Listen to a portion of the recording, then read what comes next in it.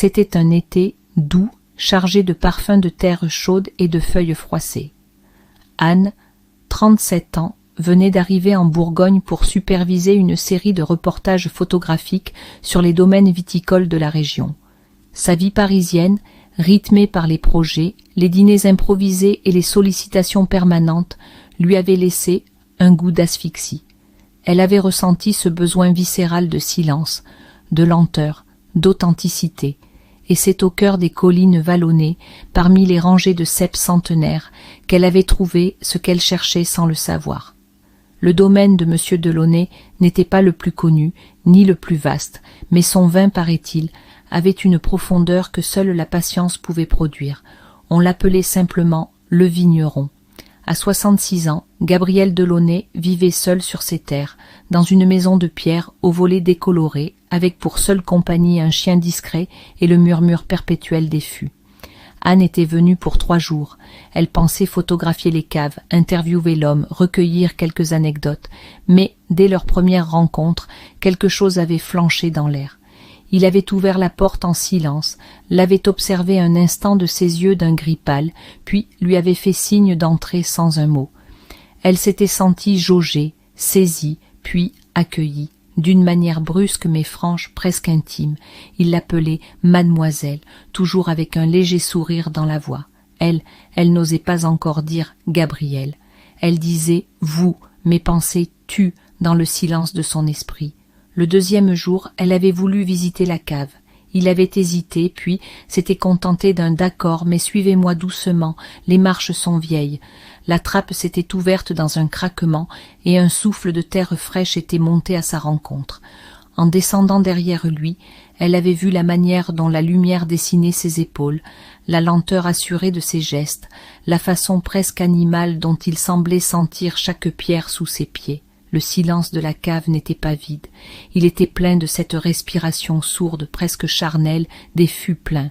Anne frôlait les parois de pierre avec ses doigts, s'imprégnant de l'odeur de chêne, de moût, de mystère. Gabriel avançait devant elle, une lampe à la main.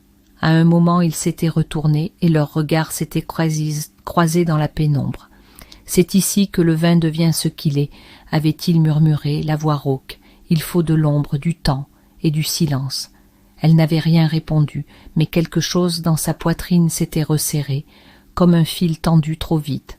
Elle observait la façon dont il posait la main sur les barriques, comme s'il les écoutait respirer, et elle se demandait, avec un trouble qu'elle n'avait pas connu depuis longtemps, ce que cela ferait qu'il pose cette main-là sur elle. Quand il s'était approché d'elle pour lui montrer une cuve, elle avait senti son souffle près de son cou, une chaleur fine s'était levée dans son ventre. Elle n'avait pas bougé, mais son corps, lui, avait réagi. Ses épaules s'étaient tendues imperceptiblement, sa respiration devenue plus légère. « Vous frissonnez » avait-il soufflé, presque amusé. « Il fait frais » avait-elle répondu, la voix trop aiguë. Il avait incliné légèrement la tête, un pli discret au coin de la bouche. Pas moqueur, complice. Il faut savoir laisser faire le froid. C'est lui qui ralentit le monde, qui le rend profond. Elle avait souri, un sourire un peu fuyant, un peu désarmé. Le reste de la visite s'était déroulé lentement. Il parlait peu, mais chaque mot semblait peser, presque ancien. Elle notait moins, photographiait peu. Elle écoutait, elle sentait. À un moment, alors qu'elle observait une fissure dans la voûte de pierre, elle sentit sa présence dans son dos. Il était proche, trop proche. Le souffle court, elle n'osa pas se retourner. Mais elle le sentit, son torse à quelques centimètres. L'odeur âcre et douce de la terre et du vin. Une tension invisible avait envahi la pièce. Ses mains étaient restées le long de son corps, crispées. Elle aurait pu reculer, dire un mot, briser le sort. Mais elle resta là, entièrement présente, entièrement éveillée. Il ne fit rien, pas un geste. Mais ce rien-là était plus brûlant que le plus audacieux des touchés. Elle sentit son cœur battre dans ses tempes, dans son cou, dans son ventre. Il recula finalement, lentement, comme s'il savait. « Venez, je vous fais goûter un secret, » dit-il en reprenant la lampe. Ils remontèrent, sans un mot. Ce soir-là, elle resta plus longtemps. Il avait ouvert une bouteille ancienne, sans étiquette. Ils avaient bu sur le vieux banc de pierre, face aux rangées de vignes que le soir rendait bleues. Ils parlaient par bribes, elle de la ville, lui de la terre. À un moment, leurs mains s'étaient frôlées, effleurement si léger qu'elle aurait pu croire à un accident. Mais il y eut ce regard, ce long regard qui remplace toutes les phrases. Elle sentit ses joues s'échauffer, sa gorge se nouer. Il détourna les yeux, lentement. « Vous devriez revenir demain, souffla-t-il. Il y a encore beaucoup à voir, si vous le souhaitez. » Elle hocha la tête. Elle savait déjà qu'elle reviendrait, pour les photographies, mais surtout pour cette chaleur étrange, sourde, qu'elle avait laissée dans la cave, et qui, maintenant, battait quelque part entre sa poitrine et ses reins. Le lendemain, Anne se leva plus tôt que d'habitude. La lumière du matin s'étirait en bandes dorées sur les murs de la chambre qu'on lui avait prêtée dans une vieille maison d'hôte. Le linge avait cette odeur discrète de savon de Marseille et d'air séché au soleil. Elle resta quelques instants allongée, les yeux fixés au plafond, le souvenir de la cave encore vif sous sa peau. Elle se prépara sans se presser, mais tout en elle trahissait une attente qu'elle ne savait pas encore nommer. Ses mains tremblaient légèrement lorsqu'elle nouait sa chemise, son souffle s'accélérait chaque fois que ses pensées retournaient à ce moment figé sous la pierre, à cette proximité silencieuse dans la pénombre. Elle marcha jusqu'au domaine. Les chemins étaient encore humides de rosée, et le vent sentait la vigne, l'écorce et quelque chose de plus profond, presque animal. Lorsqu'elle franchit le portail en fer forgé, elle aperçut Gabriel au loin, accroupi près des ceps. Il ne leva pas la tête tout de suite, concentré sur la terre. Lorsqu'il se redressa, leurs regards se croisèrent, et tout sembla à nouveau se suspendre. « Vous êtes matinal, murmura-t-il, en s'essuyant les mains sur un vieux torchon. « Je ne voulais pas manquer les meilleures lumières, répondit-elle en pointant son appareil photo. Mais ce n'était qu'à moitié vrai. Il lui fit un signe du menton, et la guida parmi les rangées de vignes.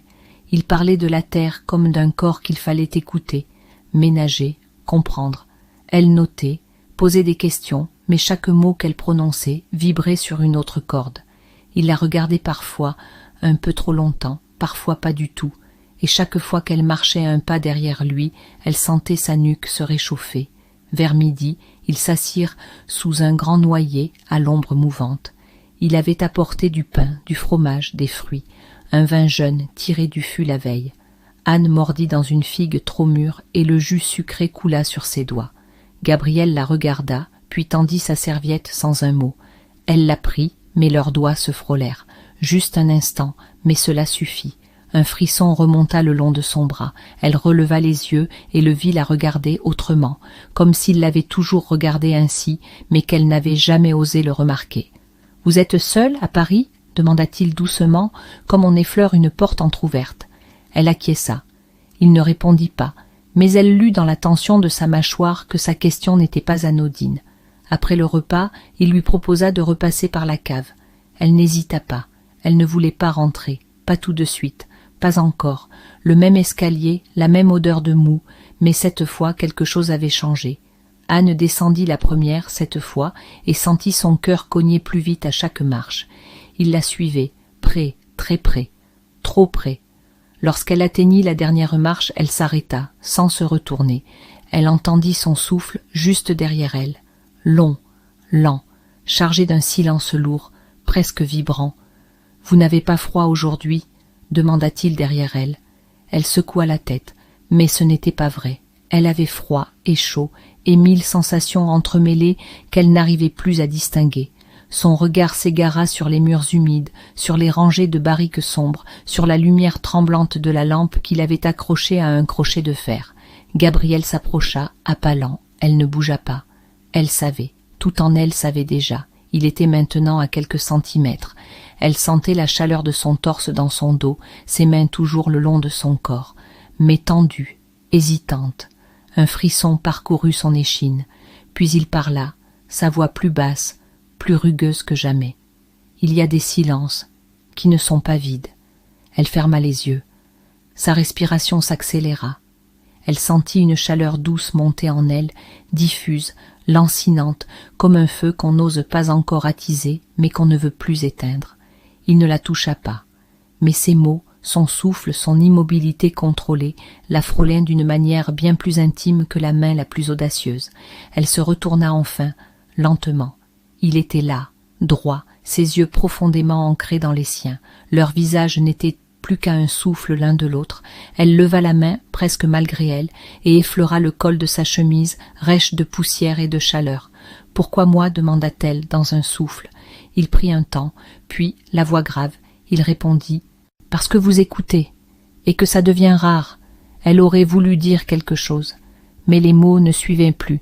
Alors, elle resta là, suspendue à ce moment, à ce souffle, à cette possibilité. Et il posa enfin la main sur son bras. Un geste simple, mais ce geste contenait tout ce qui, jusqu'ici, avait été retenu. Elle frissonna violemment, mais elle ne bougea pas. Leurs regards s'étaient accrochés, et dans la cave silencieuse, entre les murs chargés d'ombre, quelque chose venait de basculer. Ils restèrent un moment ainsi, immobiles, comme suspendus hors du temps, dans cette cave où le silence paraissait battre au même rythme que leur cœur. La main de Gabriel, toujours posée sur son bras, n'était ni possessive ni incertaine.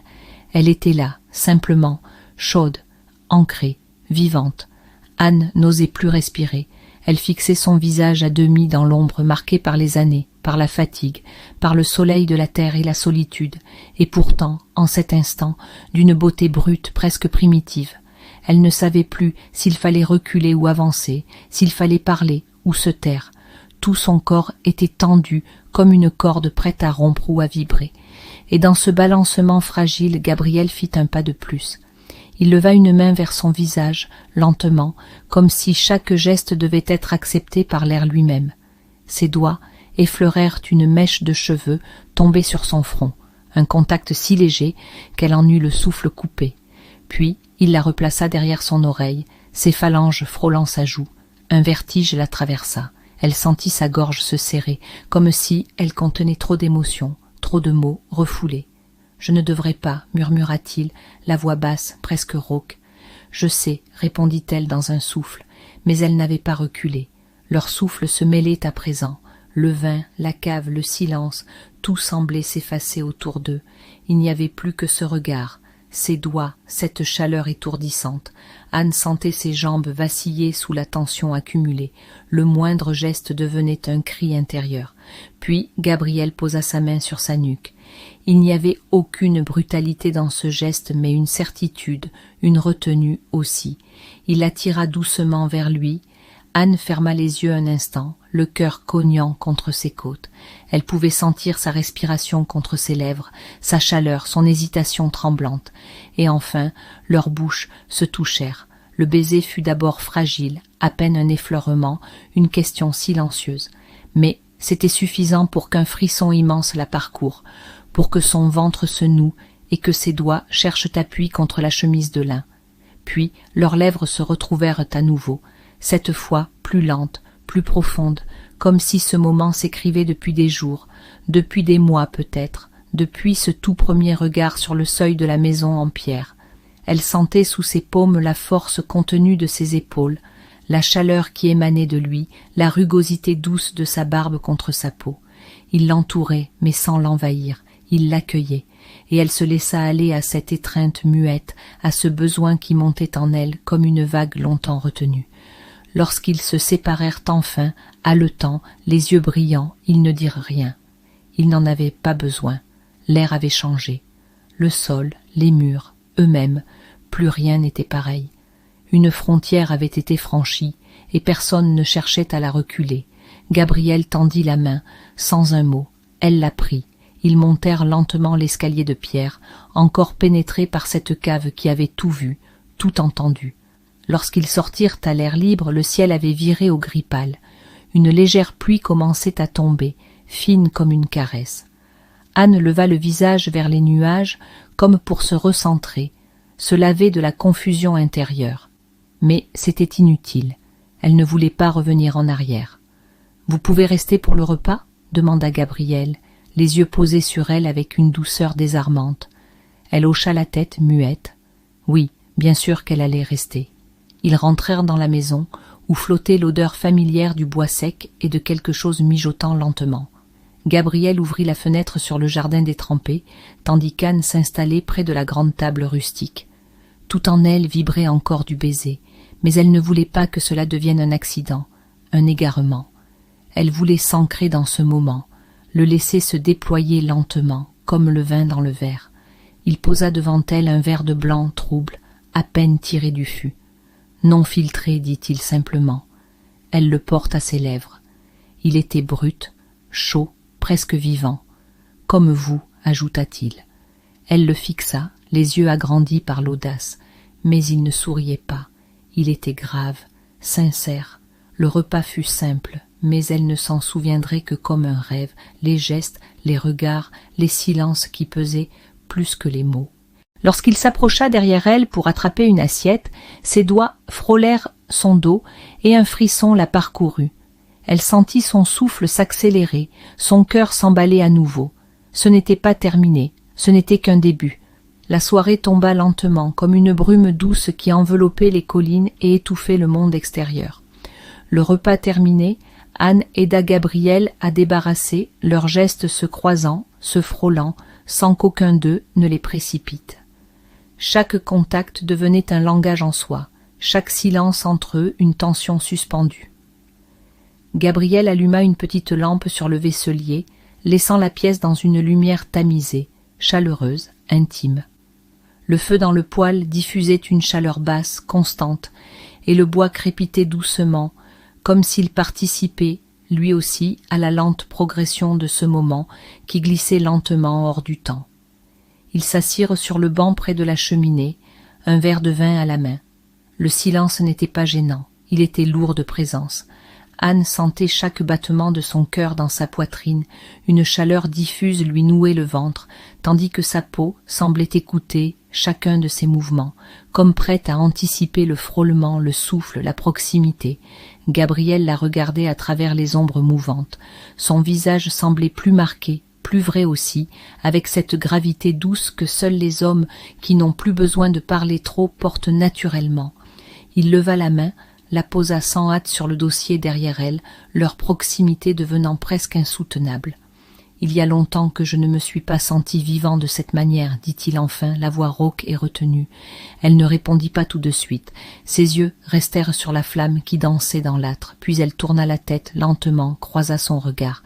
Et moi, ça faisait longtemps que je n'avais pas eu peur de ressentir. Il la regarda encore. Il n'y avait ni pitié ni attente dans ses yeux, juste une reconnaissance muette. Il comprenait. Puis il tendit la main et effleura ses cheveux, les repoussa derrière son oreille comme il l'avait fait dans la cave. Mais cette fois, ses doigts restèrent contre sa joue, glissèrent lentement vers sa nuque. Anne ferma les yeux, son souffle se coupa un instant. Il l'attira doucement à lui. Le baiser fut différent cette fois, moins fragile, plus profond, comme si tout ce qu'ils avaient contenu jusqu'ici trouvait enfin une issue. Elle répondit aussitôt, ses doigts venant se nouer à la chemise rêche de Gabriel, sentant sous la paume la chaleur de son torse, la fermeté d'un corps marqué par le travail, la terre, l'âge. Mais c'était cette chaleur, cette densité qu'elle cherchait. Elle sentit ses lèvres explorer les siennes, lentes, conscientes, presque studieuses, comme s'il voulait se souvenir de tout, du goût de sa bouche, du rythme de sa respiration, du frémissement de ses épaules. Elle le laissa faire, s'abandonnant au mouvement, à la lente montée de ce désir qui n'était pas brutal, mais viscéral. Le feu éclairait leur étreinte, projetant leurs ombres sur les murs. Gabriel glissa ses mains le long de ses bras, s'attardant sur ses coudes, ses poignets, comme pour cartographier sa peau. Elle frissonna sous ses doigts, un frisson de reconnaissance. Elle aussi le découvrait avec les mains, la bouche, les gestes plus éloquents que 1000 mots. Il n'y avait pas de précipitation. Tout se faisait dans la lenteur, la certitude, la faim discrète mais absolue. Quand elle le sentit l'attirer contre lui, elle ne résista pas. Elle s'installa à califourchon sur ses genoux, sentant le bois craquer sous leur poids, leur corps enfin collés l'un à l'autre. Ses bras autour de sa nuque, son souffle court, elle sentit cette chaleur sourde se loger dans son ventre, irradier lentement vers ses hanches, sa gorge, le creux de ses reins. Leurs fronts se touchaient, leurs souffles se mêlaient. « Tu me rends fébrile, » murmura-t-il, comme une confession. Elle sourit contre sa peau, les yeux mi-clos, les doigts glissant lentement sous le col de sa chemise. Elle découvrait la texture rugueuse de son épaule, les rides qui bordaient sa clavicule, et tout en elle vibrait de cette tendresse charnelle, de ce mélange d'admiration, de désir et d'abandon. Leur corps bougeait à peine, mais chaque geste, chaque pression, chaque respiration portait une intensité électrique. Il l'embrassa sous la mâchoire, puis sur le cou, puis juste sous l'oreille, et elle se cambra légèrement, une plainte douce quittant ses lèvres, surprise par l'ampleur de ce qu'elle ressentait. Elle ouvrit les yeux, chercha son regard. Il la fixait, les pupilles dilatées, son souffle haletant. Ils étaient là, au bord de quelque chose d'irréversible, au bord de ce moment où il n'est plus possible de prétendre, où l'on se donne, où l'on recule. Et dans cette seconde suspendue, ils surent. Il l'embrassa à nouveau, plus fort, et elle répondit avec tout son corps. Leurs mains se cherchaient, leurs bouches se retrouvaient. Ils se laissaient glisser lentement dans l'intimité, avec cette retenue fiévreuse qui précède l'abandon. Ils allaient franchir cette ligne, et ils savaient, tous les deux, qu'après cela, rien ne serait plus jamais comme avant. Les baisers s'intensifiaient, lents mais profonds, comme s'ils cherchaient à combler une absence longue, une faim silencieuse accumulée au fil des années.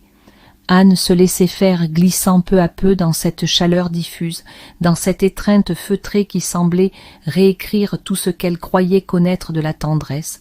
Le feu crépitait derrière eux, projetant leurs ombres entrelacées sur les murs, et la pièce tout entière paraissait contenir leur souffle, leur frémissement, leur battement de cœur. Gabriel glissa une main dans le bas de son dos, la gardant contre lui sans empressement. C'était un geste sûr, contenu, mais qui trahissait une tension sous-jacente, celle d'un homme qui connaissait la retenue, mais qui ne pouvait plus lutter contre l'évidence. Anne, les mains posées contre sa poitrine, sentit sous ses doigts le tambour sourd de son cœur, cette pulsation vive qui répondait à la sienne. Il murmura son prénom, pour la première fois, juste Anne. Et dans cette syllabe, elle sentit tout, le trouble, le désir, la crainte aussi, mais surtout cette acceptation absolue de ce qui était en train de naître. Elle ferma les yeux un instant, puis l'embrassa à nouveau, doucement, au creux de la mâchoire, là où la barbe était plus douce. Elle sentit ses bras l'enlacer un peu plus fort, et sa bouche glisser lentement dans son cou. Chaque baiser réveillait un point de sa peau, chaque souffle contre elle dessinait une vague de chaleur qui montait, s'accumulait, menaçait de déborder. « Je ne veux rien précipiter, souffla-t-il contre sa clavicule. « Mais je veux te sentir, répondit-elle, presque dans un murmure. Il la regarda longuement, et dans ses yeux, elle ne vit pas la surprise, mais un acquiescement muet, une promesse de lenteur, de soin, de respect. Il se leva, l'attira à lui, main dans la main. Ils montèrent les marches de bois grinçant vers la chambre à l'étage. Les pas étaient lents, mais chargés d'une tension à peine contenue. La pièce était simple, faite de lin, de bois, d'objets anciens que le temps n'avait pas rendus obsolètes. Gabriel ferma la porte, puis s'approcha d'elle. Elle resta là, droite, à le regarder, sans rien cacher de son trouble, de son attente. Lorsqu'il posa les mains sur sa taille, elle sentit une onde de chaleur l'envahir, l'ouvrir, la rendre plus sensible à tout.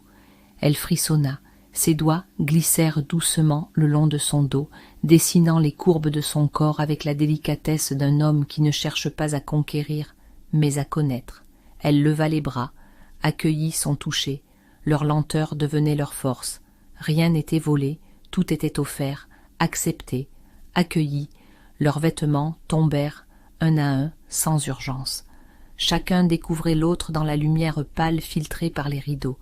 Il caressait ses bras, ses flancs, son ventre, comme on caresse une mémoire, une promesse tenue trop longtemps en silence. Elle effleurait son torse, son dos, sa nuque, apprenant sa peau par cœur, s'imprégnant de sa chaleur, de son odeur. Lorsqu'ils s'allongèrent, ce fut sans violence, sans éclat, juste une fusion lente, une montée dans l'intimité qui n'avait plus besoin de mots. Anne sentait son souffle, sa peau contre la sienne, cette manière qu'il avait de la regarder même quand leurs corps se mêlaient, comme s'il voulait être sûr qu'elle était là, présente, entière. Ils se retrouvèrent, s'unirent, dans une douceur brute, vraie, inévitable. Chaque mouvement, chaque soupir, chaque frisson portait une intensité ancienne, mais nouvelle dans leur chair. Il n'y avait ni passé, ni avenir, juste ce présent incandescent, suspendu à la lueur d'un feu intérieur que rien ne pouvait plus éteindre. Plus tard, beaucoup plus tard, quand les draps froissés n'étaient plus que le décor de leur torpeur, Gabriel la serra contre lui, sa main posée entre ses omoplates. Anne sentait encore ses lèvres sur sa peau, le goût de ses baisers sur ses épaules, l'empreinte invisible de leurs gestes l'un sur l'autre. « Je ne croyais plus à ça », murmura-t-il contre ses cheveux. « Moi non plus. » Ils restèrent là, dans ce silence redevenu apaisant, mais rempli de quelque chose de neuf. Le feu, en bas, crépitait toujours, comme un écho du feu en eux, et dans la nuit paisible sous ce toit de pierre au cœur de la Bourgogne, ils savaient désormais que l'improbable pouvait surgir même quand on ne l'attendait plus, que parfois un frisson dans une cave sombre suffisait à réveiller tout ce que la vie avait laissé en dormance. Ils s'endormirent, enlacés, et au matin, ce fut la lumière douce d'un jour nouveau qui entra par la fenêtre, lavant la nuit, mais laissant intacte la certitude profonde d'avoir franchi ensemble, dans la lenteur, la sensualité et la vérité, une frontière dont ils ne reviendraient plus.